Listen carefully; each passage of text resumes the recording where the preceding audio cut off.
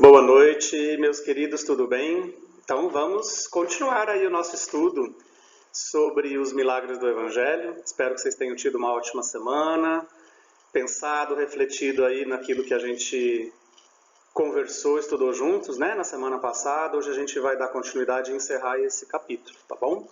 Vamos fazer a nossa prece para a gente iniciar então, e aí a gente avança aí nas nossas reflexões, tá? Eu sempre convido para que a gente possa fechar os nossos olhos, perceber a nossa postura, se estamos sentados numa cadeira. Sente-se confortavelmente e deixe a sua mente se tranquilizar nesse momento. Possamos elevar o nosso pensamento a Deus, sempre em agradecimento por tudo aquilo que a gente recebe, por tantas oportunidades valiosas de crescer, de aprender, de se transformar nessa nossa existência. E, com certeza, a doutrina espírita é uma super ferramenta para nos ajudar nesse caminho.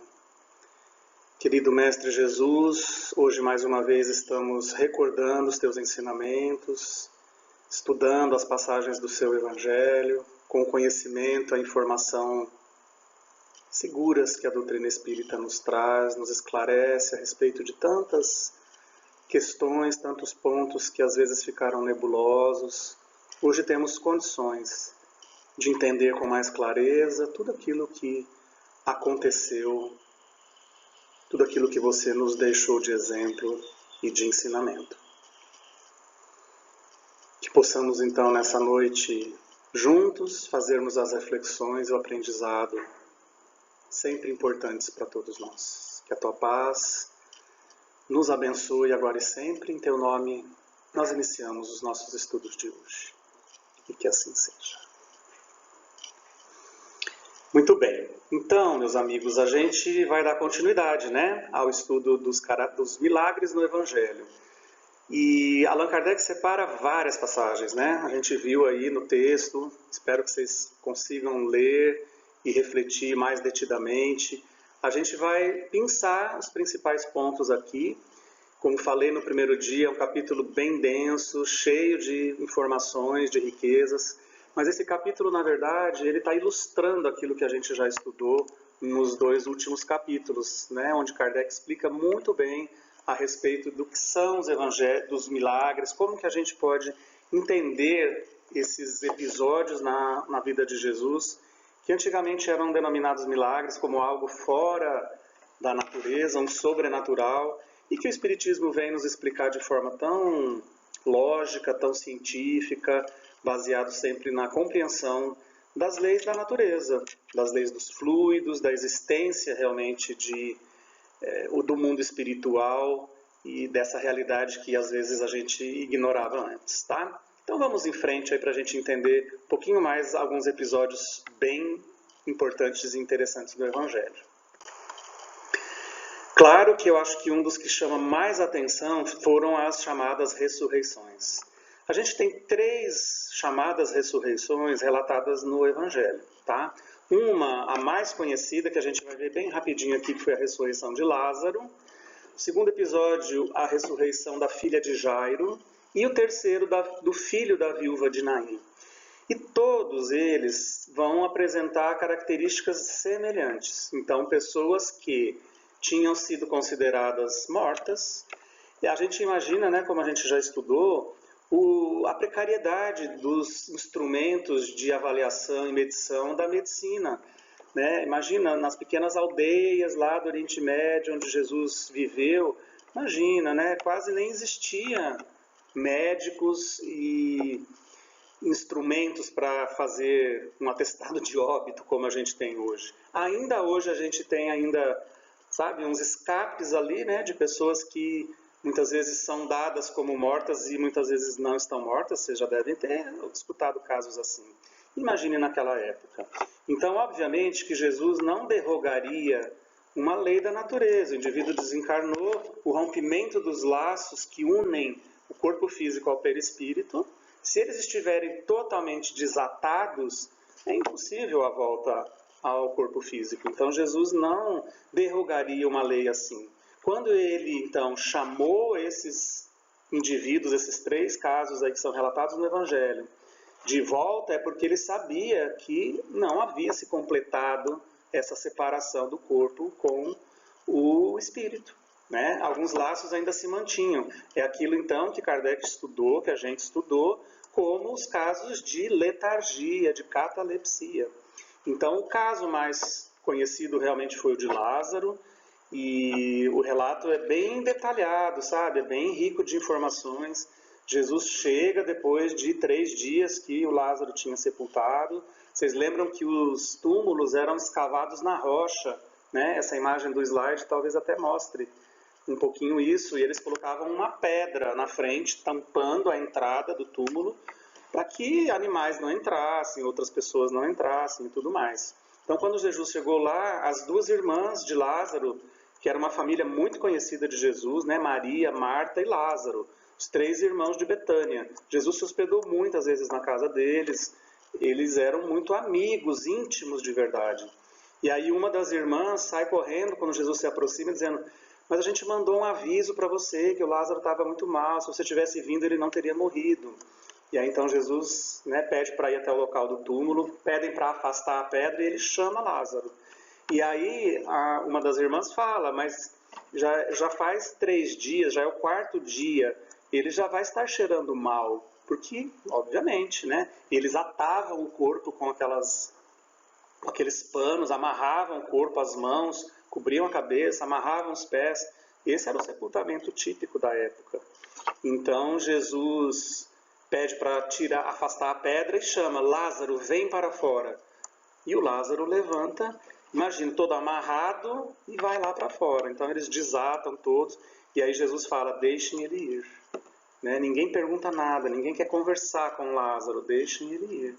Porque o Lázaro, obviamente, teve uma chance, né, maravilhosa de um recomeço. Se não houvesse a intervenção de Jesus, teria realmente se completado a desencarnação. Mas é um caso bacana. Na verdade, a doutrina espírita nos explica esses casos como fenômenos de catalepsia ou letargia, onde o indivíduo entra numa aparência de morte, né? Isso é relatado com outros casos. A Ivone Pereira do Amaral, uma famosa médium brasileira que psicografou Memórias de um Suicida e tantos outros livros, a Ivone Pereira tinha esses casos de catalepsia, tá? É aquela aparência de morte onde as funções vitais entram num nível tão baixo que você quase não percebe, não identifica mais o batimento cardíaco nem a respiração. Mas as funções vitais entram quase numa hibernação, vamos dizer assim, de vitalidade, que o indivíduo, sabe, começa a apresentar uma rigidez, extremidades frias, e realmente se não tem uma intervenção ou algo diferente acontece, o indivíduo pode desencarnar na sequência, tá? Então, são casos de catalepsia. Então, Lázaro, filho da viúva de Naim, a filha de Jairo, não estavam mortos. Eles estavam em catalepsia, letargia, que é aquela paralisação, aquele bloqueio de vitalidade e de movimento e de funções vitais com uma aparência muito parecida com a da morte. Jesus os trouxe de volta, né, porque os laços fluídicos ainda não haviam sido rompidos. Um episódio que chama sempre muita atenção é o fato de Jesus caminhar sobre as águas, quando isso é relatado lá no Evangelho. Então Jesus tinha feito uma grande pregação no fim de tarde, e ele sobe para uma montanha para ficar sozinho, se isolar e fazer as suas meditações e orações. Isso é comum, vários relatos mostram esse comportamento de Jesus, tá? Ele precisava de ficar sozinho, de se recompor, porque imagina só uma multidão o tempo todo cercando, pedindo, clamando, querendo cura, querendo um milagre, querendo uma intervenção. Era muito exaustivo realmente, a gente acredita, para Jesus, né? Então ele tinha esses momentos de se isolar, de se recompor, né, de fazer as suas meditações e orações. Então os discípulos entram no barco e atravessam o mar da Galileia, que é o lago de Genezaré. E aí eles, né, vão navegando e Jesus fica do outro lado para fazer a sua prece. Ele fala assim: depois eu encontro vocês. Só que no meio da noite começa a ter um vento contrário, como é o relato lá do Evangelho, né? Então começa uma tempestade, vamos dizer assim. Eles remam, remam, remam, mas o vento vai empurrando eles de volta. Então eles remam, remam, chega no meio da noite, na terceira vigília da noite, como diz o relato do Evangelho, por volta das 3 horas da manhã, e eles não tinham chegado do outro lado, continuavam remando e a tempestade ali. Quando de repente eles viram um vulto caminhando sobre as águas em direção ao barco deles. Todos se assustam, né? Interessante, porque eram pescadores rudes, acostumados com as intempéries da natureza naquele lugar, porque eles moravam ali, conheciam aquilo ali. Mas você imagina, 3 horas da madrugada, não tem luz, não tem iluminação, uma tempestade, você vê, né, alguém caminhando sobre as águas, eles imaginaram que poderia ser um vulto, um espectro, um espírito. Se assustaram e Jesus falou, sou eu, não temam, sou eu. E aí o Pedro falou assim, então Jesus, se é você, pede para que eu vá até você caminhando sobre as águas também. E Jesus estende a mão. E o Pedro sai do barco. Vocês lembram desse episódio? É muito interessante. Pedro sai do barco e vai caminhando sobre as águas, também caminhando por cima das águas em direção a Jesus. Mas aí ele vê, né, o vento forte, as ondas, né, sendo tão altas assim. Ele começa a ter medo e começa a afundar. E aí Jesus então segura, ele pede, Jesus me socorre, Senhor me socorre. Jesus dá a mão e ele volta, sobe sobre as águas e eles entram no barco. Então, um episódio muito interessante. Como que Jesus caminhou sobre as águas? Né? Allan Kardec, ele estuda esse episódio, então, no capítulo que a gente está estudando juntos, e ele apresenta uma teoria que parece realmente ser a mais plausível. Jesus não estava em espírito, ele estava com o corpo, era o corpo físico dele. Como que conseguia caminhar por cima das águas e sem afundar? Não é? Então a gente sabe, a doutrina espírita estuda entre os fenômenos mediúnicos que tanto chamaram a atenção lá na época de Kardec, existia um que era a levitação. Então vocês lembram do histórico do início do espiritismo, as mesas girantes, as mesas que tinham as pancadas, as mesas que se elevavam no ar e dançavam no ar. Era muito comum isso nas festas, nos salões parisienses daquela época. Então, como que uma mesa podia levitar sem que ninguém estivesse segurando? Então, vem a explicação, que é um fenômeno de efeito físico. Existe um espírito que faz a intervenção, utilizando recursos de um médium de efeitos físicos, que doa uma substância que a gente conhece como ectoplasma. Então, pela ação e pela vontade do espírito desencarnado, usando essa energia que é doada por um médium encarnado de efeitos físicos, ele consegue manipular e fazer uma anulação da gravidade e movimentar o objeto. Pode ser uma mesa, poderia ser um corpo físico. Então, levitação é um fenômeno bastante estudado dentro da doutrina espírita, como nos fenômenos mediúnicos ali que acontecem. No caso, a levitação ela pode ser anímica, não precisa ter um espírito fazendo uma intervenção. Então, a gente tem relatos bem marcantes e em grande quantidade, inclusive, dentro da própria tradição do cristianismo. Alguns santos, né, denominados santos da Igreja Católica, faziam levitações. Então, São João da Cruz, Santa Teresa de Ávila, eles levitavam, tá? Eles entravam em êxtase nas suas orações e eles flutuavam. O corpo se elevava acima do chão, tá? Então, tudo isso é explicado. É uma anulação da força da gravidade por uma movimentação fluídica de indivíduos que têm essa substância, que a gente chama de ectoplasma, facilmente exteriorizável. Pode ser um fenômeno anímico, como foi o caso de Jesus, quer dizer, não teve nenhum espírito atuando para o corpo de Jesus levitar. Ele dominava toda essa questão, mas isso pode acontecer com objetos e com corpos de terceiros também. Enfim, tá? Nada de milagre, mas uma ação baseada na lei dos fluidos, mais uma vez. O fenômeno conhecido como transfiguração também é bem interessante, porque Jesus sobe num monte, o Monte Tabor, e ele leva consigo 3 discípulos, né? E João, Tiago e Pedro, se não me engano. E quando chega lá, Jesus pede, olha, fiquem aí e me aguardem. Jesus vai para o cume, para o alto, para o pico do monte. E aí, quando os discípulos dão uma olhadinha para lá, eles veem assim, uma grande luz e Jesus cercado de 2 outros homens, Moisés e Elias. E assim, numa intensidade de luz muito grande. Então, o que foi a transfiguração? Também é um fenômeno que pode ser anímico ou mediúnico. É uma modificação do perispírito que pode assumir até uma forma diferente, uma fisionomia diferente, mas pode fazer esse movimento de irradiar luz. Então, lógico que a gente dá para imaginar com facilidade o grau de elevação, de pureza espiritual de Jesus e o quanto, então, ele poderia se mostrar tal qual era, vamos dizer assim, assumindo a sua verdadeira natureza radiante, luminosa, de espírito puro, e o perispírito dele, né, exteriorizar todo esse brilho, que provavelmente é o que aconteceu aí na transfiguração. Tá bom? Não é nenhum milagre, eu sempre vou dizer, porque Kardec também refaz sempre essa explicação, baseado nas propriedades do perispírito e dos fluidos perispirituais. Aqui a gente já comentou, né, de Jesus caminhando sobre as águas.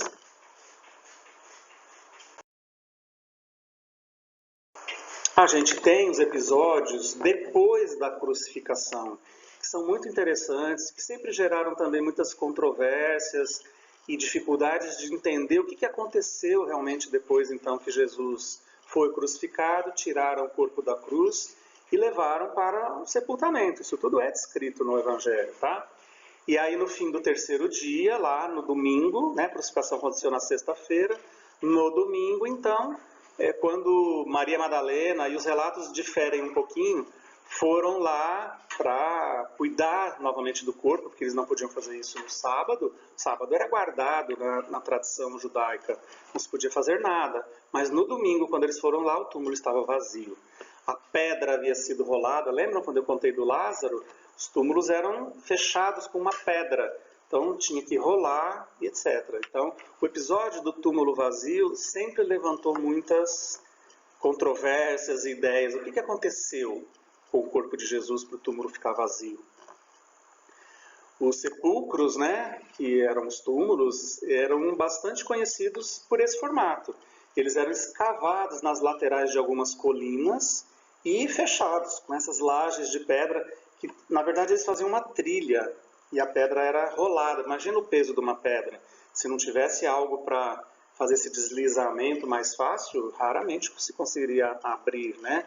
Mas eles eram túmulos cavados na rocha. O túmulo de Jesus era um túmulo de propriedade de José de Arimateia, que foi um dos seguidores. Ele era um fariseu, pertencia ali à comunidade das autoridades das judaicas, dos homens importantes do judaísmo da época, mas ele era um simpatizante, um seguidor das ideias de Jesus, mesmo que à distância, mesmo sem abandonar a tradição judaica, mas ele era muito simpatizante e gostava muito das ideias de Jesus. Ele, Nicodemos, lembra do Nicodemos? Mesma coisa.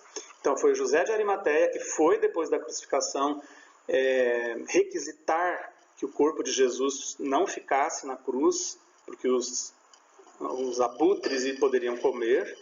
Então ele foi lá, requisitou, tirou o corpo e levou para ser sepultado. Ele foi direto para Pôncio Pilatos pedir isso. Como ele era um homem importante, Pilatos aceitou o seu pedido, né? Mas veja bem, né? O que aconteceu então com o túmulo de Jesus? Kardec faz um estudo muito interessante e que, né, eu vejo que é uma ideia até hoje muito plausível, né? Provavelmente, a gente não tem como fazer afirmações categóricas, o corpo de Jesus foi retirado pelos seus próprios seguidores, tá? Pelos próprios seguidores que queriam dar um cuidado especial para o corpo, porque na crucificação, Jesus morreu lá pelas 3 horas da tarde, não é assim? Da sexta-feira. Então, até irem lá no Pôncio Pilatos, requisitar o corpo, pegar o corpo, levar para o túmulo, O sábado judaico começava às 18 horas, da sexta-feira. Então houve muito pouco tempo para se fazer realmente um cuidado e um preparo. Os corpos eram limpos, eram embalsamados quase, vamos dizer assim, né? Eles passavam um monte de substâncias aromáticas na pele para depois amarrar todo o corpo, atar os braços, cobrir a cabeça. Então tinha um ritual próprio de sepultamento. Não deu tempo de fazer isso adequadamente na sexta-feira. Então, muito provavelmente os discípulos foram lá, retiraram o corpo e fizeram esse preparo e levaram para um outro túmulo. Porque eles tinham medo também, né, do que poderia acontecer, das autoridades romanas proibirem a visitação, e, enfim, tinha uma série de questões envolvidas ali. O corpo foi pedido por José de Arimateia, né, como eu falei, e toda essa questão do cuidado com o corpo. Então, muito provavelmente, essa é a versão mais plausível.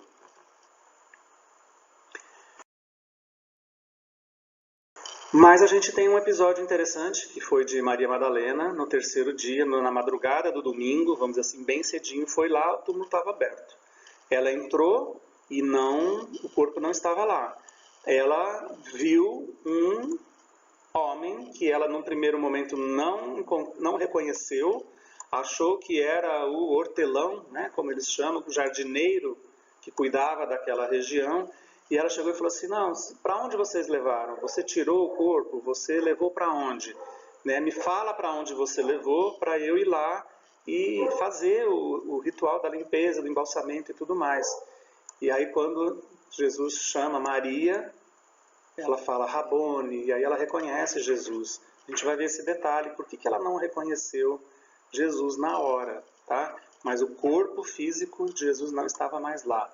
Mas muito interessante Jesus, então, aparecer depois da ressurreição, que a gente chama, né? Nós vamos entender bem isso também. Não é uma ressurreição em corpo físico, não é o corpo físico que estava na cruz que apareceu para Maria Madalena, tá? Por que ele apareceu para uma mulher, né? E não para o que a cultura da época sempre denominava que os homens eram superiores. Jesus aparece, então, depois da crucificação e do terceiro dia, para os discípulos. Ele aparece para Maria Madalena, aquela notícia se espalha, e depois os discípulos eles ficam reclusos, com medo de serem presos também. Então eles não ficavam andando livremente na cidade, se mostrando para todo mundo. E eles se reuniam em portas fechadas, em lugares secretos ali que ninguém ficava sabendo. Então eles estavam reunidos logo depois, nos próximos dias aí que Jesus apareceu para Madalena, e então eles estavam ali num lugar escondido, em portas fechadas. Jesus aparece no meio deles, tá? E, né, aparece num ambiente fechado logo no primeiro dia, tá lá, ó. O único discípulo que não estava era Tomé.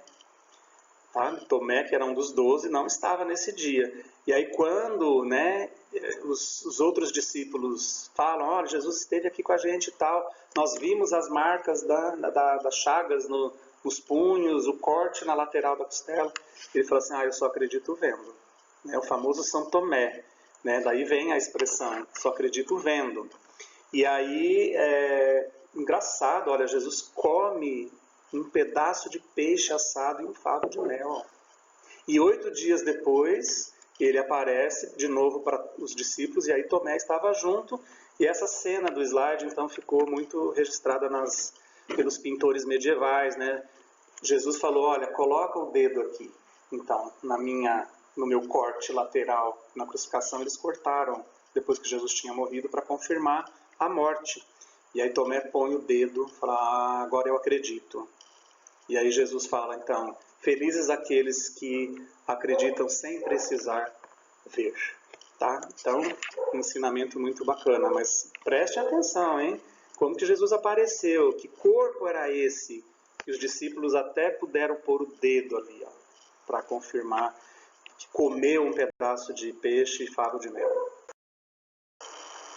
Jesus aparece ainda, né, uma última vez, quando os discípulos já saíram de Jerusalém, já estão de volta lá no lago, nas pescarias, na rotina normal que eles tinham, antes de sabe, começarem a fazer aquele movimento do cristianismo nascente.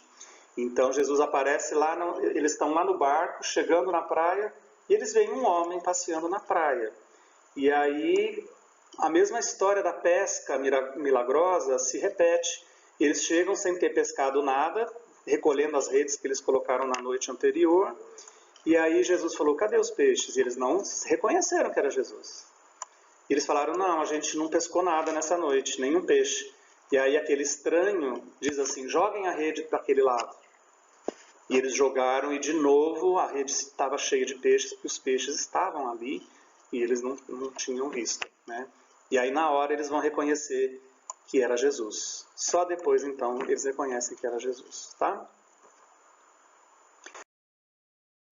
Aí a gente tem um episódio famoso, né, em que Jesus reúne 500 seguidores, que foram conhecidos como os 500 da Galileia. Esse relato está escrito num dos capítulos do livro Boa Nova, do Humberto de Campos, psicografia do Chico Xavier, e ele faz um discurso ali, que a gente não tem muito um registro detalhado, mas esses 500 da Galileia, eles se comprometem, eles formaram um grupo que se comprometeu a fazer uma divulgação dos ensinamentos de Jesus para o cristianismo.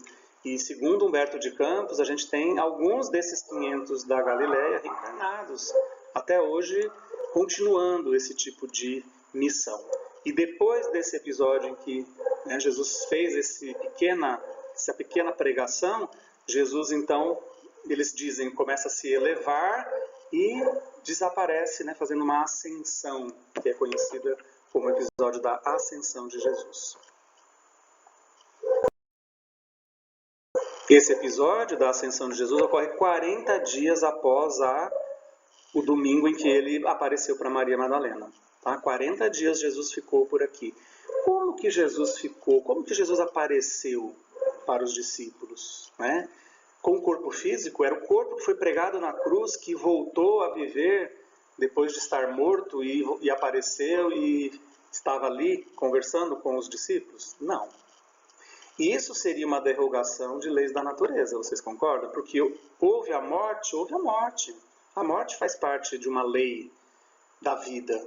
Então, como que Jesus apareceu para os seus discípulos? Com o corpo perispiritual, que ele conseguia adensar, tornar tangível, é a palavra que Kardec usa na Gênese, tá? E conviver com todas as aparências de um ser vivo. São os chamados agêneres, né? Tem toda a aparência de um ser vivo, mas não é. É o perispírito, quer dizer, um espírito desencarnado que consegue adensar, consegue materializar o seu próprio corpo através de um fenômeno de manipulação dos fluidos. E tem um episódio final também muito conhecido, que é o aparecimento de Jesus para os 2 discípulos na estrada de Emaús. Emaús era uma vilinha perto de Jerusalém. Então, logo depois da crucificação, depois do domingo da Páscoa, as pessoas começaram a voltar para suas casas, porque os judeus iam para Jerusalém para celebrar o cumprimento da tradição e da obrigação de ir uma vez ao ano ao Templo de Jerusalém, e a maioria das vezes eles iam na Páscoa, que era uma festa judaica. E então, acabou a Páscoa, e eles estavam voltando para suas casas, porque a semana ia começar e eles tinham que trabalhar.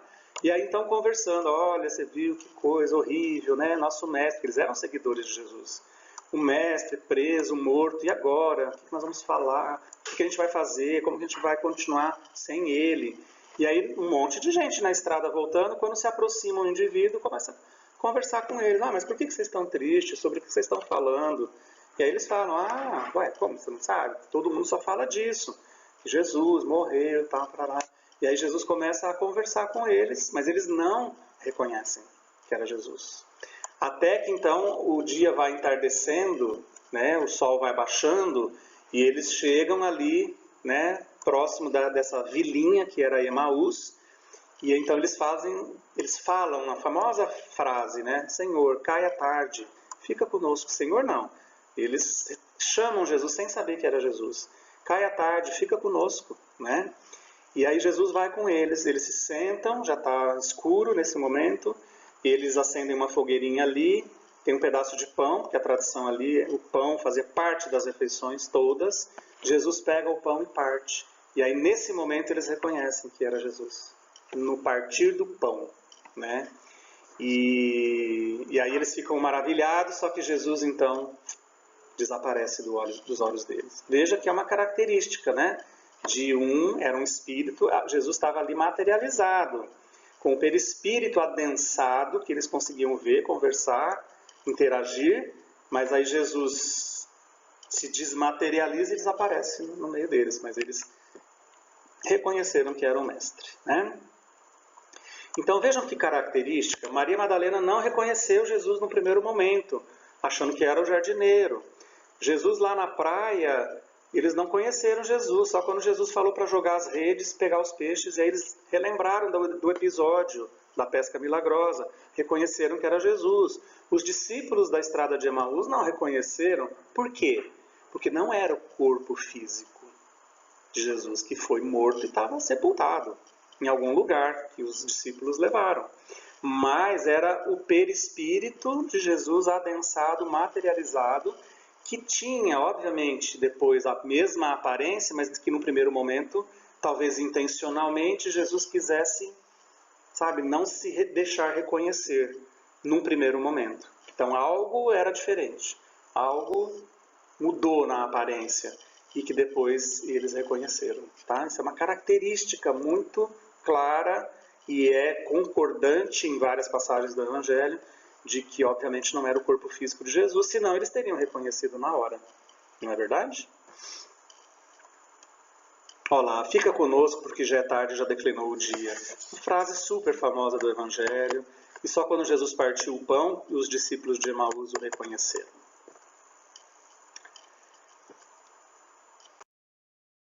Muito bem.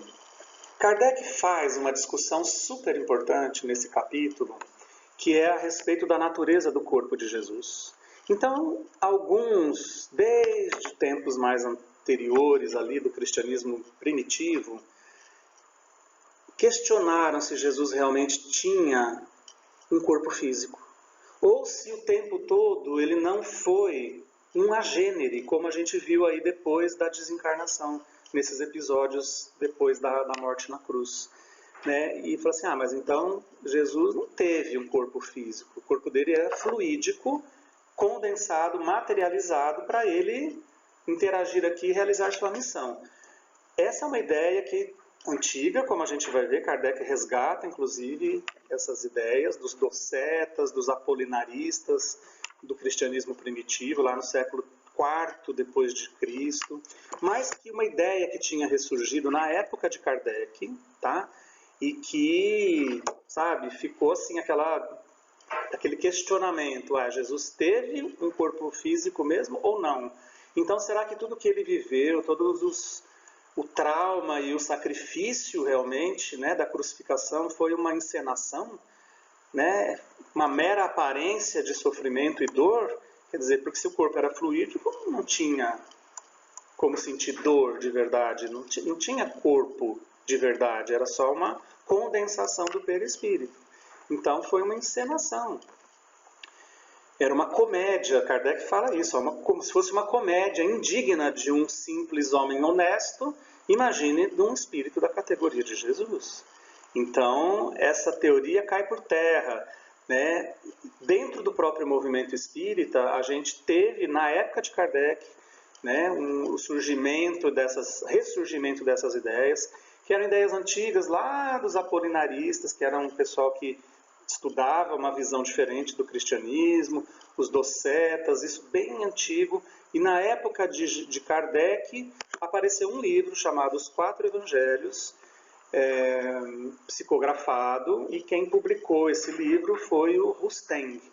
Então o rustenguismo foi essa ideia que defendia, entre outras coisas, que Jesus não teve um corpo material, carnal como o nosso, era um corpo fluídico. Tá? Essa é uma ideia que, teve uma penetração no movimento espírita brasileiro ainda hoje. Alguns livros se referem a esse tipo de ideia, mas Kardec foi muito claro, muito categórico, E muitos autores, depois, estudando e comentando sobre esse tema, também defendem a visão de Allan Kardec agora na Gênese, dizendo, não, Jesus teve um corpo carnal como nós tivemos. Não foi uma encenação. Agora, quando ele aparece depois da crucificação para os discípulos, Maria Madalena, os discípulos de Emaús, aí sim é um corpo fluídico, mas só depois da crucificação. Até a crucificação, uma vida de um ser humano normal, ele se encarnou como nós. Tá? Então isso é bem claro e acho que não deixa sombras de dúvida a partir do que está escrito lá na Gênese. Então, quando a gente estuda sobre os milagres do Evangelho, a gente facilmente vai concluir o que Allan Kardec nos trouxe. Olha, o maior dos milagres feitos por Jesus é a revolução que os seus ensinamentos realizaram no mundo.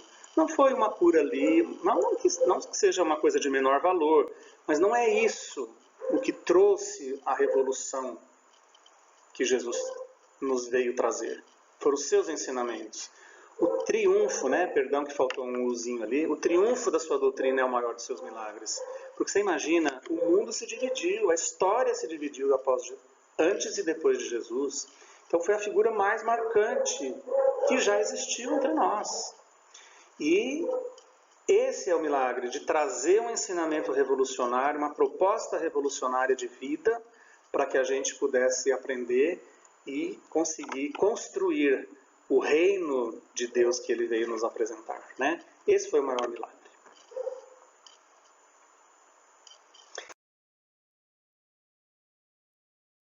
E a gente vai, por último, falar, como está lá na sequência do nosso capítulo, sobre o episódio da tentação. Então, muito se falou, já se comentou sobre esse episódio também.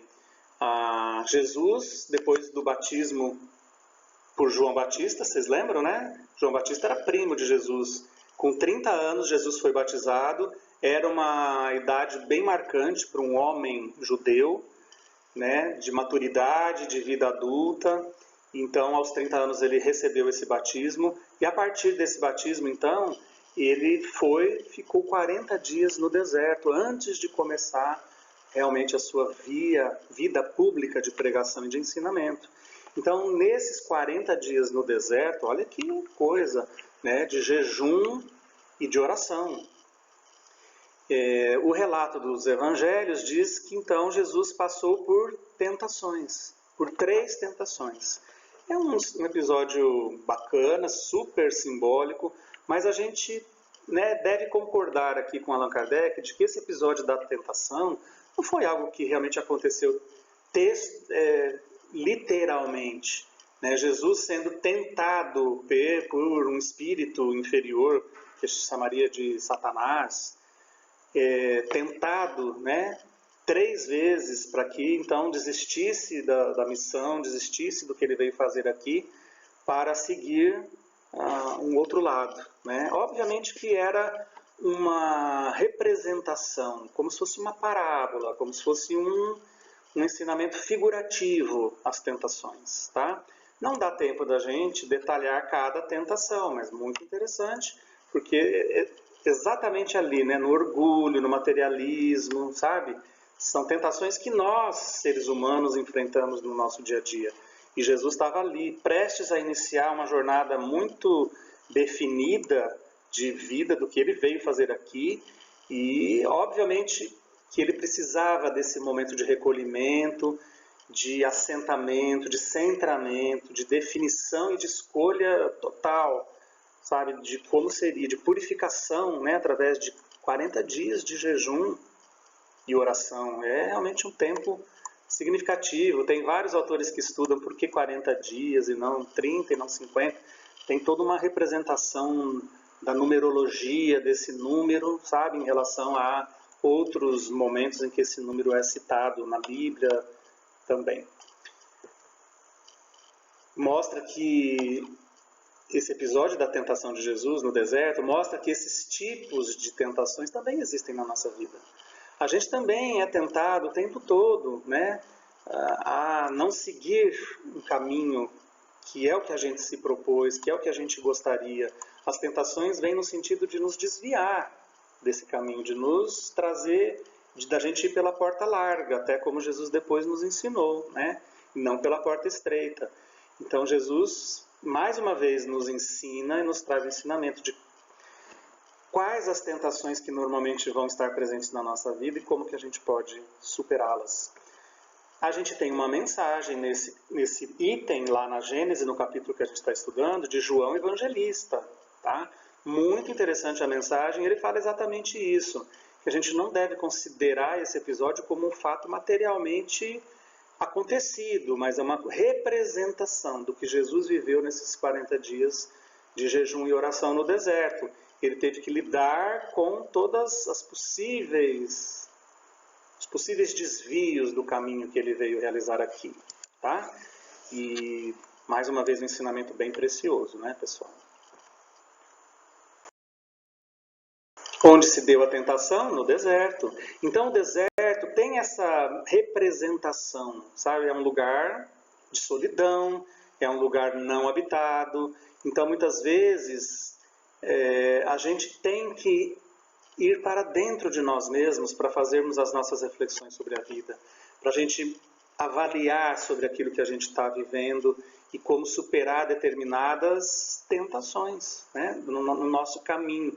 Mas se a gente não tiver esse momento de recolhimento para um lugar ermo, para um lugar só a gente com a gente mesmo, que representaria esse deserto, né, a gente não vai conseguir fazer isso com clareza e com eficiência.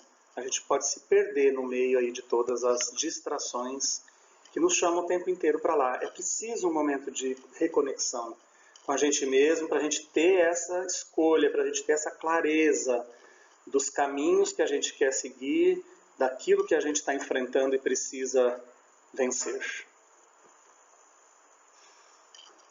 Então, olha, é lá na solidão íntima da nossa própria consciência que cada um é experimentado nos seus desafios, nas suas tentações. E, finalmente, eu só queria encerrar mesmo com essa reflexão da própria prece do Pai Nosso, que Jesus nos deixou, onde lá no finzinho está escrito, não nos deixes cair em tentação, né? Como se a tentação fosse algo, então, muito ruim, algo a ser evitado. Não, as tentações elas vão fazer parte da nossa vida. Talvez a leitura ideal dessa frase do Pai Nosso fosse, não nos deixes cair quando em tentação. Então, quando eu estiver passando pela experiência, pelo teste da tentação, que eu não sucumba, que eu não caia. Então, não é pedir na prece do Pai Nosso ou no nosso dia a dia para que a gente não seja testado, para que a gente não tenha uma tentação. A gente tem que passar pela tentação para saber se a gente vai vencer ou não, né? São as provas da vida. Em outras palavras, é isso. A gente renasce num mundo de provas e expiações. O que são as provas? As situações que vão fazer a gente aprender sobre alguma coisa importante no nosso processo evolutivo. Sem passar pelas provas, a gente não vai aprender, né?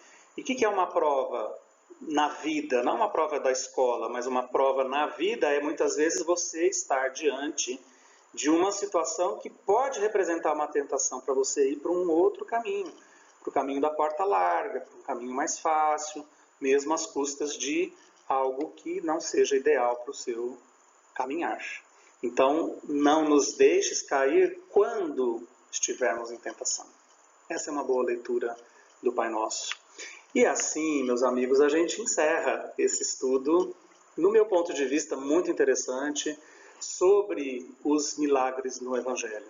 Então, a gente tem muitos fatos que inicialmente, né, a gente classificava como incompreensíveis, fora do natural, no sobrenatural, no milagroso.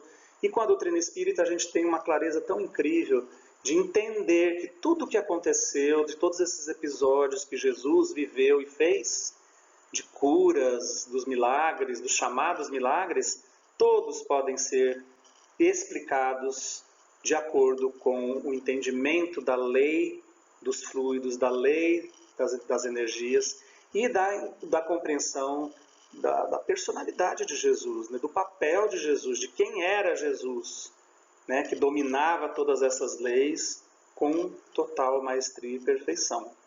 Mas são episódios que acontecem, que podem acontecer na vida cotidiana de todos nós, dependendo das condições e dos nossos merecimentos e características pessoais. Então, que a gente possa continuar estudando sempre. Olha o quanto a doutrina espírita nos informa e nos esclarece. E eu sugiro fortemente que a gente releia, se você não fez ainda, o capítulo lá da Gênesis. É um capítulo longo, são muitos itens, são várias passagens, vários exemplos que Kardec dá, mas o Kardec sempre arremata com muita sabedoria e clareza de fazer a gente entender que as coisas não estão no âmbito do sobrenatural. Elas podem ser sempre explicadas dentro das leis da natureza, que são perfeitas e maravilhosas, tá bom? Meus queridos, que a gente possa fazer ótimas reflexões. Eu desejo para vocês uma boa continuidade no nosso estudo da Gênese, que estamos aí quase já no final, né? Temos mais aí poucos capítulos, mas que a gente possa continuar aproveitando essa oportunidade incrível de estudar uma obra básica do Espiritismo e que a gente precisa conhecer e refletir, tá bom? Um grande abraço, gratidão pela presença de vocês, pela atenção também. Muita paz para todos nós.